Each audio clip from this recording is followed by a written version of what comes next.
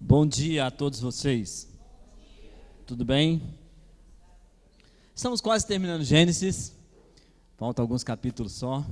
E o meu programa é para terminar na quarta semana de setembro. Então tem mais algumas aulas aí, se Deus quiser. E aí temos o aniversário da igreja. E na primeira semana de outubro a gente já começa com o Evangelho de Marcos. Vai ser uma aventura boa, não sei se tão extensa quanto o Gênesis, mas vai ser interessante, né?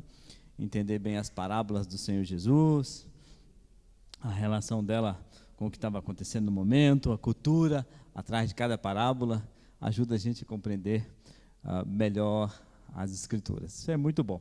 Vamos falar com Deus, vamos orar mais uma vez. Pedir para o Romero orar para nós, por favor, por esta manhã. Já pede para Deus abençoar todas as salas de aulas e aí continuaremos.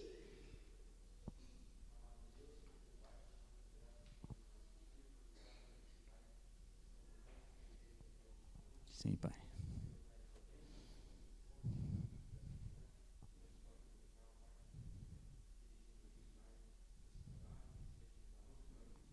Amém, Pai. Amém. Muito bem. Eu só para ambientar, ficarmos no ambiente da semana passada. Então, vou lembrar algumas coisinhas rápido, mas eu quero continuar de onde exatamente eu parei aí, né?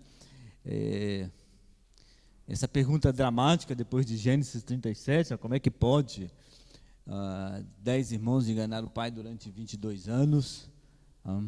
E aí a resposta é a natureza da serpente foi implantada em Adão, o representante da humanidade, né? Baseado em Gênesis capítulo 3, em que Adão foi, o casal, né, tanto Eva quanto Adão foram enganados, né? E aí eles passam a replicar, né, o discipulado que Satanás fez com eles, né? Então a queda ela afetou de tal modo, tal maneira todos os homens, ao ponto de filhos manterem uma conspiração cruel e insensível contra o seu pai por mais de 2 décadas.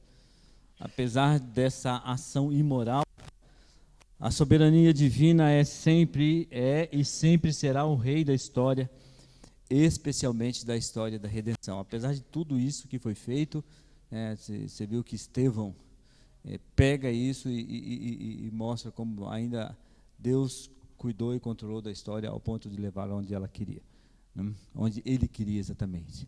Então lembra, né, de Gênesis 38, o que ele faz ali, né? Qual é a função dele? É chamar a atenção dos leitores, apesar da esplêndida, né, quase que impecável história de José. Nós temos alguma coisa ali estranha, que é Gênesis 38, no meio, né? Não no meio da história, exatamente no meio, mas atrapalhando o curso da história de José. Mas isso foi bem intencional, porque Moisés queria que eles já sabiam, baseado em Gênesis 49, que a bênção estaria sobre Judá em termos de linhagem messiânica, né? Então, por isso que a história de Judá entra ali. Aqui, né, só para a gente ilustrar a ideia e tal, vocês lembram da semana passada, né? Tudo que nos chama a atenção que é fora do normal era realmente. Gênesis 38, então, caminha a história de José e a história de Judá parece que apagada, mas é porque nós, na verdade, irmãos, nossa cultura é a cultura do heroísmo, né? Quanto mais herói, né, mais interessante. Então José é um herói, mas lendo Romanos 9, se for possível hoje, coisa que eu acho que não vai ser pelo horário, talvez semana que vem, na cultura de Deus não é bem assim não. O herói às vezes é o ator coadjuvante na história. Então Deus, na sua soberania, na sua sabedoria, ele decide diferente de nós. Então, Ok. Mas para nós a história é apagada, mas para alguém que lê com certa atenção, sempre vai perguntar por que Gênesis 38 está ali, atrapalhando nossa bela história de José, que é a única que é boa no livro do Gênesis, viu? Então, o problema da família, né, que era Judá, deu toda aquela situação espinhosa lá, de engravidar a própria nora, lá, nos lembra o fato de que Deus escolhe a história como Ele quer. Tá? Então, Gênesis 25, 23 é aquele texto que menciona que o maior servirá o menor, né? O primeiro servirá o segundo, quando saem os gêmeos lá, Esaú e Jacó. E Deus fala, eu escolhi Jacó e aborreci Esaú. E lá em Romanos 9 ele diz, eles não haviam feito nada ainda, mas eu já havia determinado quem seria o escolhido. Okay. Então, Gênesis 38 está ali para mostrar com toda clareza algumas lições. E a partir daí eu acho que eu não falei com vocês.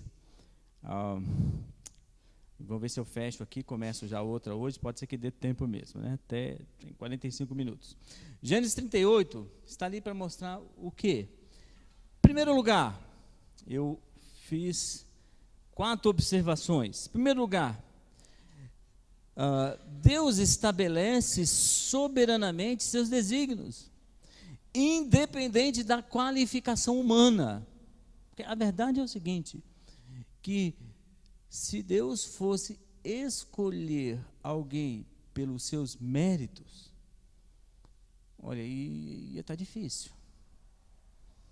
Ia ser difícil escolher alguém. Espera aí, deixa eu ver como é que... Passa a lista aí dos membros da primeira igreja batista de Cambuí. Vamos começar pelo pastor. Não.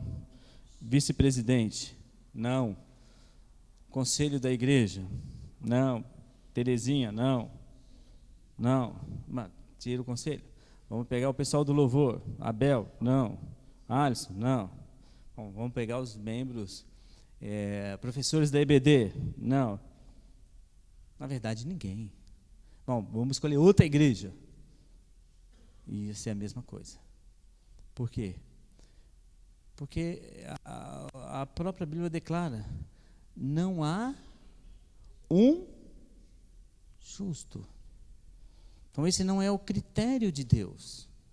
Não há quem faça o bem.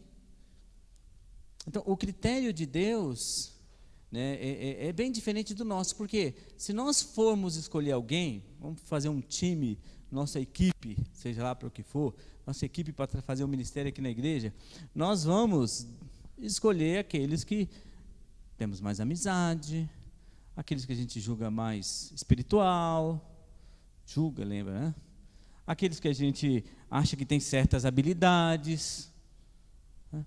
Nós fazemos assim. Mas com Deus não é assim.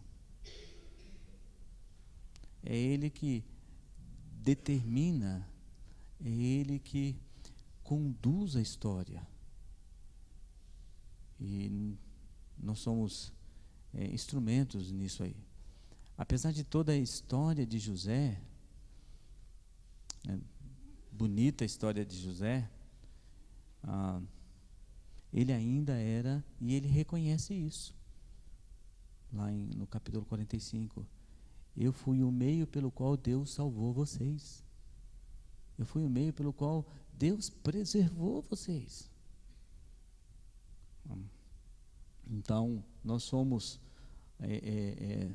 instrumentos da graça de Deus nessa terra aqui. Muito bem. A segunda, Gênesis 38 está nesse local para mostrar com toda clareza que Deus não está alienado, né, das circunstâncias pecaminosas. Então, mesmo Deus, mesmo sendo Judá o escolhido, o autor que escreveu, inspirado, lógico, né, pelo Espírito Santo, ele deixa claro qual é a situação de Judá. Deus não se isenta, né? Às vezes nós fechamos os olhos para algumas coisas, mas Deus está vendo tudo. A propósito, né? Se nós fôssemos escrever a Bíblia, decidíssemos nós escrever a Bíblia com tudo que tem, né, com o material que tinha, nós não escolheríamos várias histórias. Nós dificilmente escolheríamos a real história de Sansão. Parte das histórias de Davi, por quê? Porque nós não temos dificuldade em achar que uma pessoa, ela serve para o propósito de Deus quando ela faz alguma coisa tão ruim quanto Jonas fez. Está aí um sujeitinho, um livro que se fosse a minha escolha, eu tiraria da Bíblia. Rapazinho difícil, né? Mas nosso coração é bem parecido com o dele. Tá? Mas Deus deixa claro, né? Deus vai tratando e com algumas exceções, eu falei com algumas exceções, proporcionalmente aos personagens da Bíblia, eu poderia dizer com raras exceções, a Bíblia não deixa de mencionar a situação ruim, pecaminosa desses personagens. Isso, irmão, não é para a gente ter uma desculpa para agora, então deixa eu pecar à vontade. É para a gente olhar para a graça de Deus. Olhar e falar assim, que bom que Deus é gracioso. Que bom que Deus trata a nós com os olhos da redenção. Então, é o caso de Judá. Deus vai lidando com ele aí, mesmo com aquela, assim, toda atrapalhada, pecaminosa que ele faz lá em Gênesis 38. Terceiro lugar, sabe que a história de Judá, ela poderia ser superior à história de José. Por quê? Porque ele tem a promessa da linhagem messiânica, a preservação do descendente. Não. Poderia ser muito superior à história de José, o qual não fazia parte da linhagem messiânica. José não fazia parte. Mas José, ele foi essencial no plano divino. Não é o patriarca, né, que tem nas suas costas o descendente, né, o Messias, da sua linhagem. Mas ele foi importante para aquilo que Deus havia determinado. Né? Em quarto e último lugar,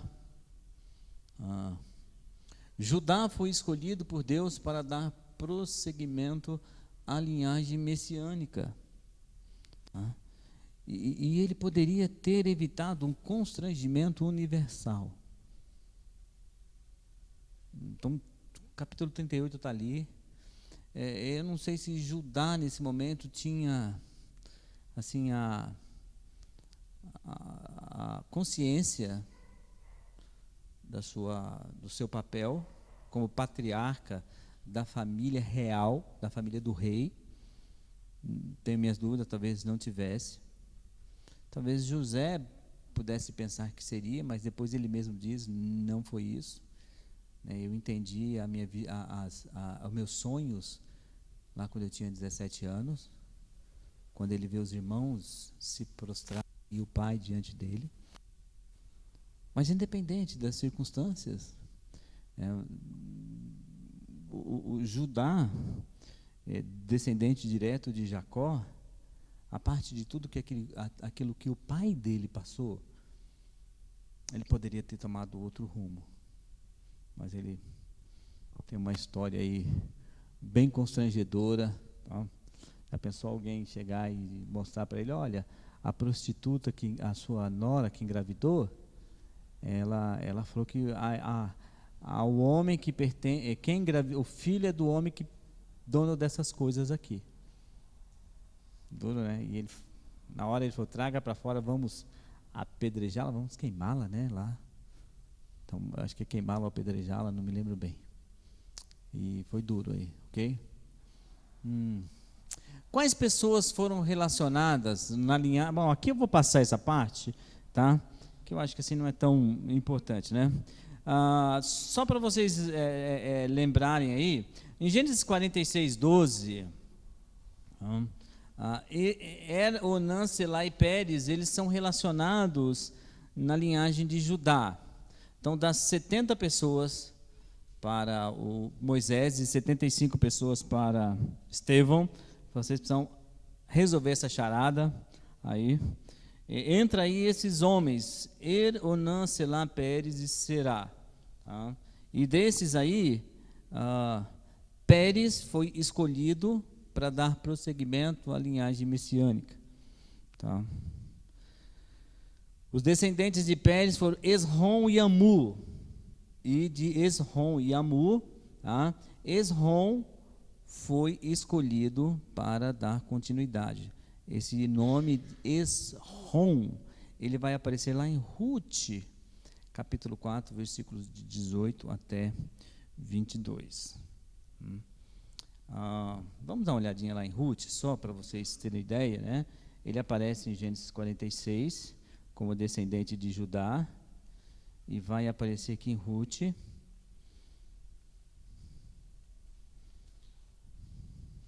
Finalzinho, né? Nós tivemos aí uma série uma vez de Ruth. Ruth capítulo 4.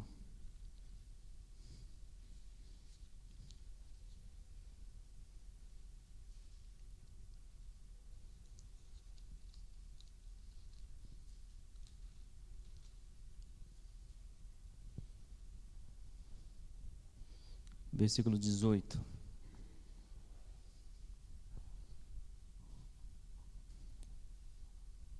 Ruth é difícil de achar, né? Porque aquele livrinho pequenininho ali e tal, mas procurando a gente encontra. Ruth capítulo 4, versículo 18.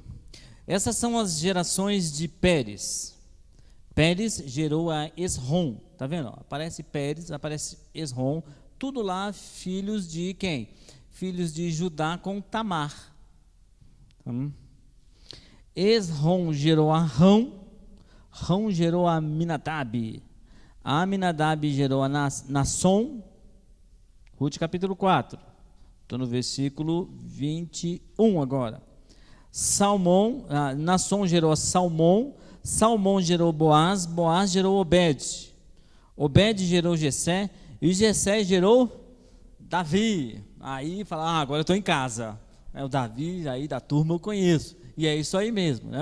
Os autores vão selecionando os textos lá do Antigo Testamento, as genealogias apropriadas. Por quê? Porque ele vai chegar, né, ele vai querer intencionalmente separar a linhagem que se trata da linhagem de Cristo, de Jesus Cristo. Então, às vezes a gente pensa, por que escreveu esse monte de nome aqui? Que razão para isso? Né? A razão é muito clara, a Bíblia seleciona para fazer a ponte, né? Vai pontuando até chegar em Cristo. Tá? Então, para você ter uma ideia. Agora eu selecionei o texto, eu falei desse texto semana passada. Lembra, Esrom, você viu aí, né, Pérez, tal. Essa é a genealogia de Jesus. Olha lá. Livro da genealogia de Jesus Cristo, filho de Davi, filho de Abraão. Abraão gerou a Isaque, Isaque a Jacó, Jacó a Judá e a seus irmãos. É interessante, né?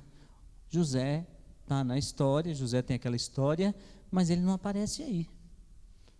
Quem aparece é Judá, do capítulo 38, lá. Judá gerou de Tamar, então o autor faz questão aí de lembrar quem era Tamar, que era a sua nora. Judá gerou de Tamar a Pérez e a Zerá. né? Esquece Gerar, pegamos Pérez, que ele vai selecionando os que fazem parte, os escolhidos da linhagem messiânica. Pérez gerou a Esrom, Esrom gerou a Arão, que é Anrão lá, né? Anrão gerou a Aminadab gerou a Nasson a Salmão, Salmão gerou de Raabe a Boaz. Olha quem aparece também na linhagem de Jesus aí, ó, né? Semana passada alguém perguntou, era prostituta? Era prostituta lá, né, de Jericó. Boaz, este Boaz, né, o grande Boaz do livro de Ruth, o resgatador, este de Ruth gerou a Obed, e a Obed é Jessé. Jessé gerou ao rei Davi. Tá? Muito bem. Então, o que o autor do Evangelho de Mateus faz? Ele dá um panorama. Lucas é mais detalhista, mas ele vai mostrando da onde vem o Filho de Deus, a linhagem selecionada pelos autores inspirados. Ok? Então, a minha pergunta logo no início é: o que une essas duas histórias tão opostas? Qual histórias tão opostas? A história de Gênesis 38, de Judá e Tamar, e a história de José, né?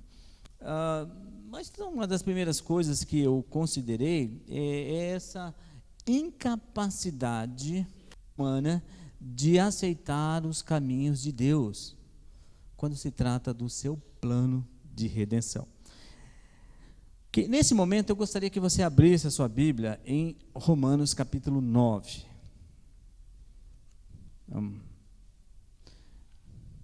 Romanos capítulo 9.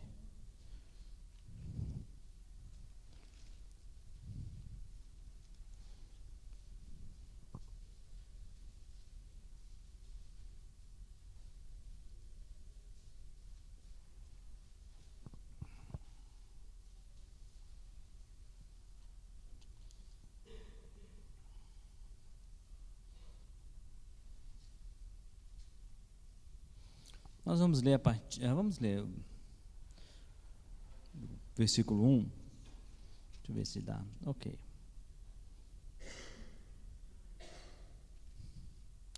Digo a verdade, em Cristo eu não minto.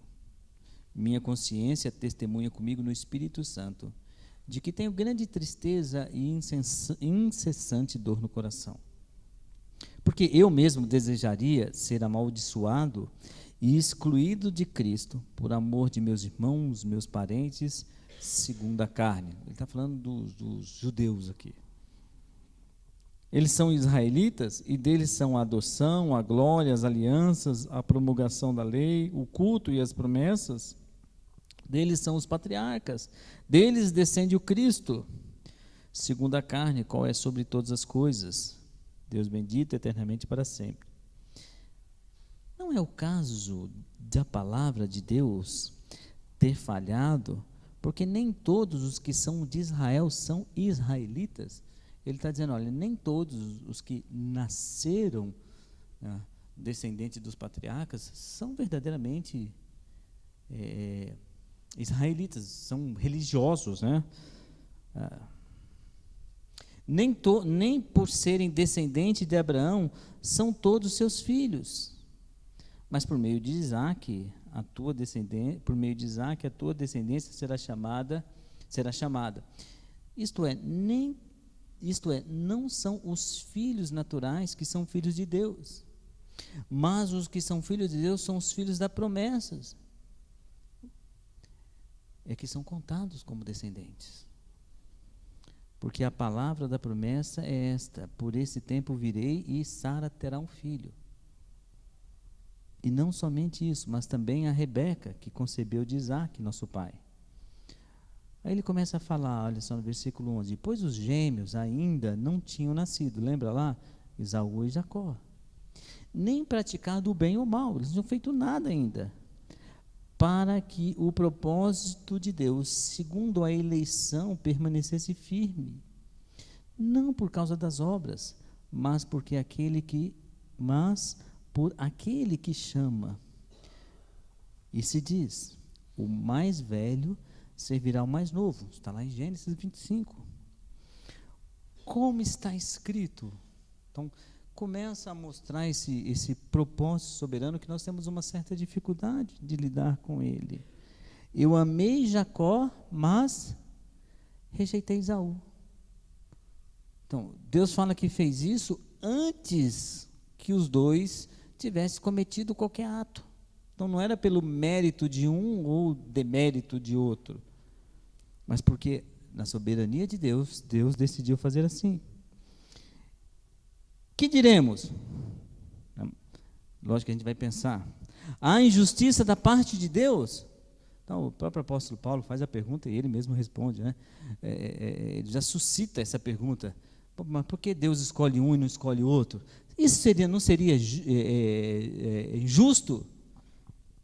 Né? Ele deduz que todo mundo faria essa pergunta, então ele já faz. Ele fala, de modo nenhum. Porque ele disse a Moisés, eu terei misericórdia de quem eu quiser ter misericórdia, e compaixão de quem eu quiser ter compaixão. Assim, isso não depende da vontade nem do esforço de alguém, mas de Deus mostrar misericórdia. É fácil entender isso, irmãos? É fácil entender que tudo depende essencialmente de Deus. Ele diz, olha, não depende da vontade nem do esforço de alguém, mas depende do quê? Mas de Deus mostrar misericórdia. Então, quando eu olho para Gênesis 37, né, e excluo o 38, e olho para o resto da história, e vejo essa postura tão significativa, né, tão emocionante, né, quando eu já li a história de José, já assisti filme da história de José, já preguei em José, mas todas as vezes que eu volto a ler, é uma história assim que traz uma empolgação por aquilo que ele faz e como ele age na história, como ele age de forma a ser modelo para todos nós. E tem lá aquele capítulo 38 chato, falando de Judá, e Deus decide escolher Judá. Sabe o que eu penso? Eu penso, é injusto. E se você for sincero, você vai pensar, é injusto. Deveria ser José. Mas isso mostra para mim, uma vez que a escolha soberana foi de Judá, mostra a minha incapacidade de aceitar os planos de Deus. E eu tenho que o quê? Não tem nem como explicar, né? É uma questão de fé. Versículo 17, olha como ele vai desenvolvendo aí Paulo, a sua percepção, a sua doutrina da soberania de Deus. Pois a Escritura diz ao Faraó, para isto mesmo te levantarei, para mostrar em ti o meu poder, e para que o meu nome seja anunciado em toda a terra. Portanto, ele tem misericórdia de quem quer e endurece a quem quer. Ele está lembrando lá do que aconteceu no Egito, na saída, né, do povo diante das 10 pragas. É eu que faço. E ele foi dando oportunidades, e chegou um determinado momento lá, Deus disse, eu vou endurecer o coração de Faraó. Não é estranho isso, né? É muito estranho, porque o certo seria, bom, deixa eu amolecer o coração de Faraó, porque assim o Faraó vai ficar bonzinho e vai deixar o povo embora, tranquilo, sem estresse. Nossa percepção seria essa, né? Ou Deus mandava um raio do céu, já rachava Faraó e o Egito. Mas Deus vai trabalhando na história como Ele determina. Eu vou endurecer no momento certo o coração de Faraó. E eu acho que na quarta ou na quinta praga, ele fala, vai lá Moisés, vai lá, mas eu vou endurecer o coração de Faraó. Ele vai ser resistente. Se eu fosse Moisés, eu perguntava, Senhor, o que eu vou fazer lá? Se o Senhor vai endurecer o coração dele? Ficar aqui, mano. Ele vai dizer não mesmo, né? Mas isso é uma ação de fé e de certeza da palavra de Deus. Então me dirás, por que Deus ainda se queixa? Pois quem pode resistir à sua vontade? Mas quem és tu, ó homem, para argumentares com Deus?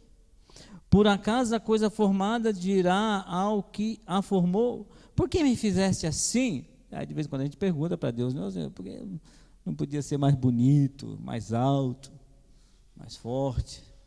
Então, alguns são mais ousados, mais ricos. Não sei se isso é bom, mas... Ou, versículo 21, ou o oleiro não tem poder sobre o barro, para com a mesma massa fazer um vaso para uso honroso e outro para uso desonroso. É o oleiro que determina como vai ser o vaso. Você vai fazer um vaso para botar uma flor na janela, ou se vai ser um vaso para jogar lixo. Não é o vaso que decide depois de pronto. Olha, eu vou agora, eu gostei de mim mesmo e eu quero ficar na janela com uma orquídea. Não, quem decide é o oleiro. E que direis se Deus, querendo mostrar sua ira e dar a conhecer o seu poder, suportou com muita paciência os vasos da ira, prontos para a destruição, para que também desse a conhecer as riquezas da sua glória nos vasos de misericórdia que preparou de antemão para a glória? Então, o apóstolo Paulo está mostrando com muita clareza que Deus é o responsável, né, pela história e por onde a história vai, apesar de toda a interferência e caos humanos. Os quais, versículo 24, os quais somos nós, a quem também chamou nós, não só dentre os judeus, mas também dentre os gentios. E aí vocês vão lembrar disso aqui, né, do versículo 25. Como diz ele também em Oséias: chamarei não meu povo, de meu povo, e não amada, de amada. E sucederá que no lugar em que lhes foi dito: vós não sois meu povo, aí serão chamados filhos de Deus vivo. Também Isaías exclama acerca de Israel: ainda que o número dos filhos de Israel seja como a areia do mar, o remanescente será salvo. Porque o Senhor executará a sua palavra sobre a terra de maneira completa e decisiva. Então, nós temos aqui, ele continua, vou parar até aí, ele continua a mostrar o quê? Que na história, Deus é o soberano e a sua vontade será estabelecida. Embora a gente tenha essa dificuldade de lidar com isso, né? Embora, o que une essas duas histórias opostas? Também eu coloquei aí. Embora Judá tome caminhos tortuosos, Deus levantou José como instrumento para a preservação da linhagem messiânica. Está em Gênesis 45, 5. Então, se não fosse José, lógico que Deus é soberano, mas como instrumentos, estando como segundo homem do Egito, segundo homem mais poderoso da terra, os filhos de Jacó, incluindo Judá, eles não encontrariam socorro tão fácil no Egito assim. Porque você lembra que José, nós vamos tratar isso daqui um pouquinho, José, ele faz o quê? Ele dá aquele conselho para o faraó, e faraó aceita e coloca ele como segundo homem, e depois fala que quando chega no momento de fome na terra, havia uma abundância infinita de recursos no Egito. E foi aí que realmente mostrou toda a glória desse homem aí, José. Ok? E uma reflexão, só para a gente pensar aqui, todos se tornam igualmente importantes para que o plano de Deus se cumpra, todos se tornam. Então você pega a história desde Sete, lá atrás, né, da linhagem descendente que é o escolhido, e vamos passando lá por Sem, Abraão, Isaac, Jacó, então agora Judá, e no curso da história tem muitas pessoas envolvidas ali, que se tornam importantes. Porém, os que andam em integridade diante do Senhor saberão e desfrutarão bem mais disso. Então, isso é uma boa reflexão para nossas vidas, para a gente pensar, olha, Deus vai executar os seus planos. Mas quando há uma santidade, uma integridade, uma proximidade com Deus, a gente percebe isso melhor, que eu creio que foi o que aconteceu com José. Embora não fosse o escolhido, mas ele percebe claramente os planos de Deus. Ok? Então, termino aí o Gênesis 38. Quero mostrar uma coisa para vocês em Gênesis 39, que a história de José volta.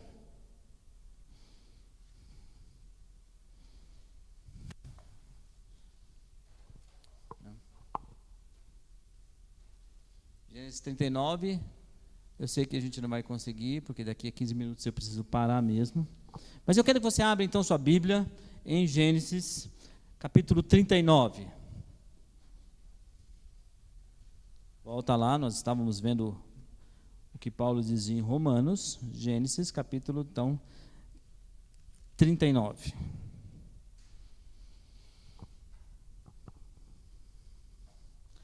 Quero que você olhe primeiramente para o versículo 2 de Gênesis 39.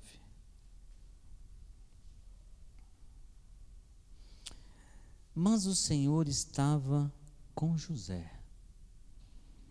Lembre-se, eles vendem José, né, para um grupo de mercadores ismaelitas. Então aí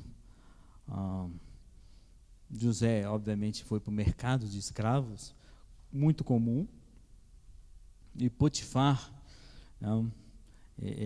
oficial um dos generais aí do exército do Egito, da casa de Faraó, ele compra, está no versículo 1, e o versículo 2 diz que José estava com ele, tá? E ele se tornou próspero e passou a morar na casa do Senhor, o egípcio. Então vamos olhar algumas coisas, o que vai acontecer com José daqui, até chegar lá no finalzinho. Vamos lá. Versículo 3 diz que José era próspero, olha como ele vai subindo.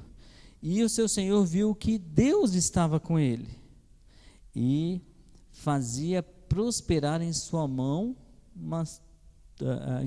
tudo quanto ele empreendia. Então, Deus estava com José e ele era próspero. Versículo 4. Por isso José achou favor aos olhos dele e tornou-se seu assessor, de modo que ele o fez mordomo da sua casa e entregou em suas mãos tudo que possuía. Então, José, de certa forma agora, ele vai adquirir respeito da parte do seu chefe. Então,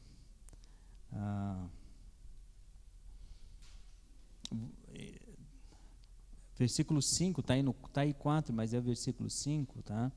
Desde que o colocou como mordomo, desde que Potifar colocou José como mordomo da sua casa e de todos os seus bens, o Senhor abençoou a casa do egípcio, por amor de José, e a bênção do Senhor estava sobre todos os seus bens, tanto na casa quanto no campo. Então, Deus estava com José, ele prospera, ele adquire respeito, ele tem a bênção de Deus sobre a vida dele. Então, versículo 6, Potifar deixou tudo nas mãos de José, de modo que não se preocupava com o que estava sob os cuidados dele, mas somente com a sua comida. José era belo de porte e de rosto. E o versículo 6, aí também, além de dar responsabilidades, dava para ele privilégio, né? Tudo está nas suas mãos, você pode fazer o que você quiser. Tá? Olha só como a história começa a inverter. Embora nós temos aí, versículo 39, 2, Deus estava com José. Olha o versículo 21. Aí, de novo. O Senhor, porém, na verdade, a minha versão, o Senhor estava com José. Eu acho que algumas versões de vocês está, o Senhor era com José. Então, era mesmo? Não? Oi? Porém, estava ou era com José? O 21. Era com José. As outras versões têm, mas ela tem esse sentido. Era, estava, né? Cuidava dele. 39, 2 e 39, 21. Tá? Aí vocês sabem da história, a mulher de Potifar se engraça, né? Porque o versículo 7, o versículo 6 termina dizendo que José era bonitão. Ela tenta seduzi-lo, enganá-lo, tal. Então, José no versículo 11, ele é traído. Deus era com José, versículo 11. Aí, mas certo dia sucedeu que ele entrou na casa para fazer seu serviço e nenhum dos homens da casa estava lá dentro. Então ela, pegando pela capa, disse: deita comigo. Mas ele, deixando a capa na mão dela, saiu correndo. Aí ela chega, seu marido lá, o Potifar, e ela fala: olha, esse camarada, esse servinho, esse hebreu que você trouxe aqui, ele tentou me agarrar. Né? Então José é traído, José é humilhado. Olha o versículo 14: e chamou os homens de sua casa e diz: vede, meu marido trouxe um hebreu para nos insultar, e ele tentou deitar-se comigo, mas eu gritei. Então a expressão hebreu aí é uma expressão pejorativa. Então esse cara aí, né, esse infeliz. E versículo 20, onde José termina: então o Senhor de José o tomou e o lançou no cárcere, no lugar em que os presos do rei estavam encarcerados, e ali ele ficou. E versículo 21 diz que Deus estava com José. Aí eu pergunto para vocês: Deus estava com José nessa situação? Na primeira é fácil, né? Só subindo, prosperando, tudo que ele colocava a mão era abençoado. Ele se torna o mordomo, né, o administrador da casa de Potifar. E agora? Deus estava com José?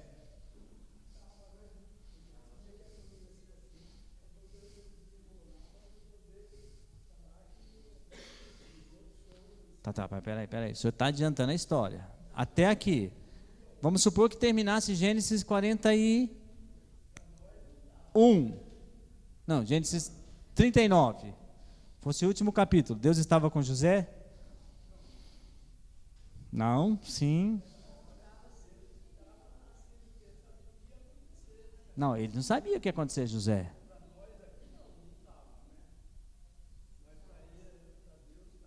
Não, assim, para Deus estava. Ele disse que estava.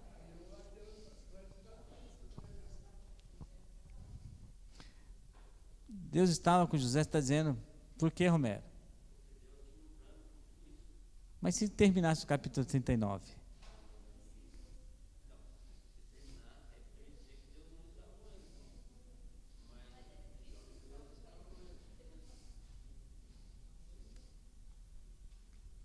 Oi? Não terminou a história? Não terminou. Nós sabemos onde ele foi parar. Vocês estão avaliando da história do capítulo 40 para frente, né? O que era possível acontecer a uma pessoa que tentasse molestar a mulher de um oficial? Oi? Seria morto. O padeiro, por muito menos, foi morto. Então, embora se terminasse o capítulo 40 ele aprisionado, a sensação que eu tenho é de que Deus ainda continuava com José, né, terminasse o capítulo 39, né? Por quê?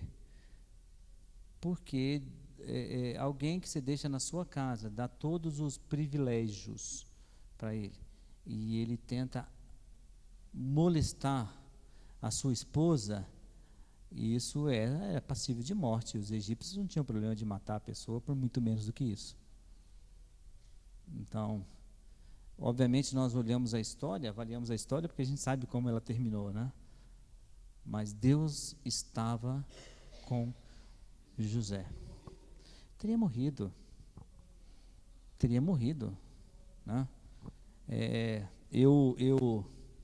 Eu conheci uma pessoa, né? Não vou dar muito o nome dele aqui, porque ele é conhecido talvez de um ou outro aqui. Mas ele deixou um pedreiro na casa dele. E o pedreiro tentou atacar a mulher dele.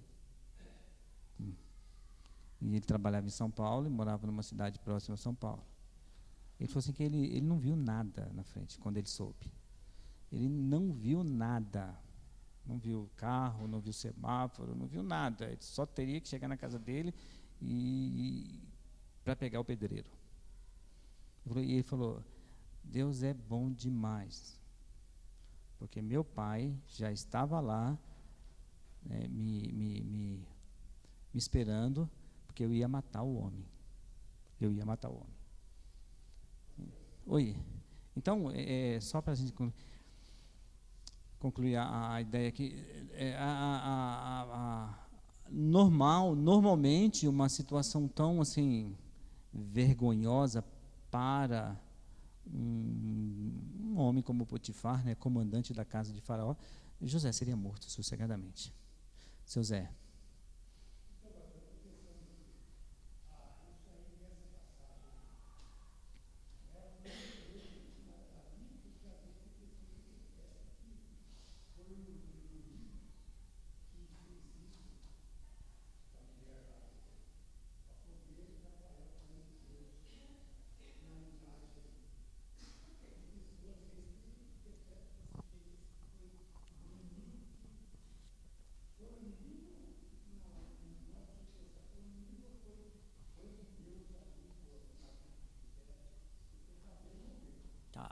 Tá bom. A pergunta do seu Zé é, foi o diabo, né, que queria atrapalhar os planos de Deus para não completar a história? Eu não sou de forma nenhuma defensor do diabo aqui, né? Nunca o serei. Mas isso parte da servengoice, é isso, né? De uma mulher sem vergonha. Ela queria trair o marido, gostou de José, tal, né? E então o problema de José não vem de Satanás. O problema de José vem do coração pecaminoso da esposa de Potifar, né? Obviamente, como eu tenho enfatizado, a soberania de Deus permanece à parte das questões humanas. Deus ia levar José até onde ele queria, independente se a mulher de Potifar ou fizesse isso ou não.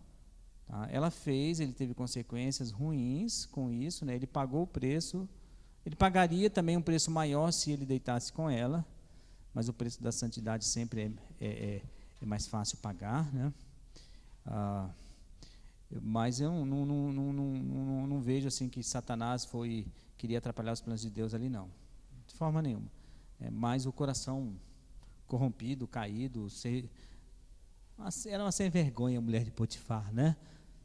É a palavra certa para lidar, tá? E aí, obviamente, Deus já tem na sua soberania, na sua onisciência, ele já sabia exatamente o que iria fazer, né? Tanto que a gente olha a história, o copeiro do rei esquece de José, não esquece? 2 anos, o José falou, olha, quando você estiver perto de Faraó lá, fala a meu respeito. Quis nem saber. Aí 2 anos depois, o texto fala, 2 anos depois, Faraó acorda atormentado, igual os dois acordaram atormentados na prisão. As cenas são muito parecidas. Faraó acorda atormentado com seu sonho. Se o copeiro tivesse intercedido por José antes disso, José talvez teria voltado em algum outro canto lá, livre, não sei aonde, mas ele lembrou, olha, tem um homem que está preso ainda. Lá, e ele interpretou nossos sonhos, o copeiro falou, né, para Faraó, ele interpretou nossos sonhos e deu certinho, para azar do padeiro, né? Deu certinho o sonho. E aí, você vê que a história vai sendo construída por Deus, tranquilamente Deus vai levar lá a história. Nada pega Deus de surpresa, essa é a questão. Absolutamente nada. Muito bem. Tá finalizando aqui, eu quero terminar. Mas Deus estava com José, 39, 21. E aí a história começa a se repetir de novo. É muito jóia, assim, essa escada, né? O que Deus exatamente quer fazer com José, tudo. Eu não sei se trabalhar mais no coração de José, né? Porque ele daqui a pouco vai encontrar seus irmãos, aqueles que o jogaram no poço, que queriam matá-lo, né? Então Deus estava com José desde lá, né? 39, 21, vamos lá. E aí eu termino aqui. E vocês vão ler Gênesis 40 e 41 para a semana que vem. O Senhor, porém, estava com José. Mesma frase que começa lá no versículo 2, está vendo? A história vai se repetindo aqui. E estendendo sobre ele sua bondade e dando-lhe favor aos olhos do carcereiro. Lembra? Ele recebeu favor da parte de Potifar, né? Que tem a ver com respeito. Então depois, eu gostaria que você talvez fizesse um exercício em casa, se você quer, tentar fazer a comparação entre o que acontece nesses últimos versículos de Gênesis 39 com o que aconteceu anteriormente. Você vai ver que é bem parecido, né? Parece que há uma escada que sobe e outra que desce. Então quando José pensa que ele está bem, não está. Mas aí, eu vou mostrar para vocês, só o último para vocês aguçarem tem mais uma, duas, deixa eu ver aqui não. Deixa eu passar aqui direto aqui.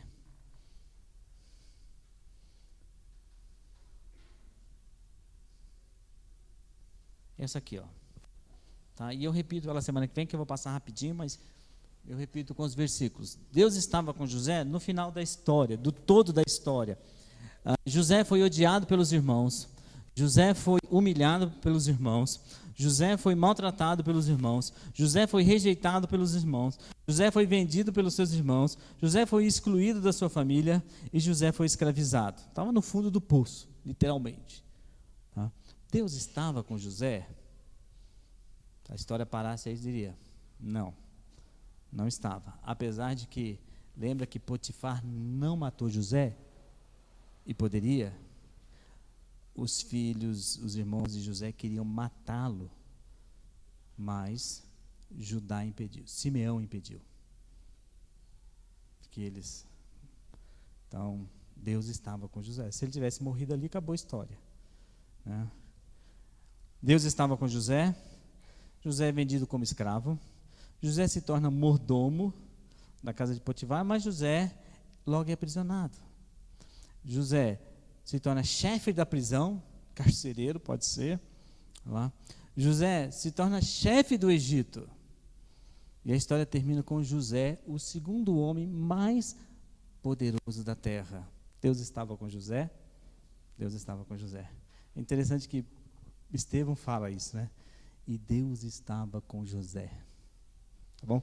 Semana que vem, então, a gente termina aí, eu vou reprisar algumas coisas e a gente fecha a história tão empolgante e vamos olhar como Deus e a sua soberania trata de todas as coisas. Deixa eu ver só se eu deixo uma frase aqui. Muito bem, vou deixar essa frase aqui para vocês. A soberania de Deus é claramente contemplada quando há uma postura de temor e santidade da parte do seu escolhido, coisa que José viu e coisa que Judá não viu na sua vida. Mas semana que vem a gente discute mais sobre isso. Obrigado, Senhor, por sua graça para com nossas vidas. Abra nossos olhos para que todos nós consiga perceber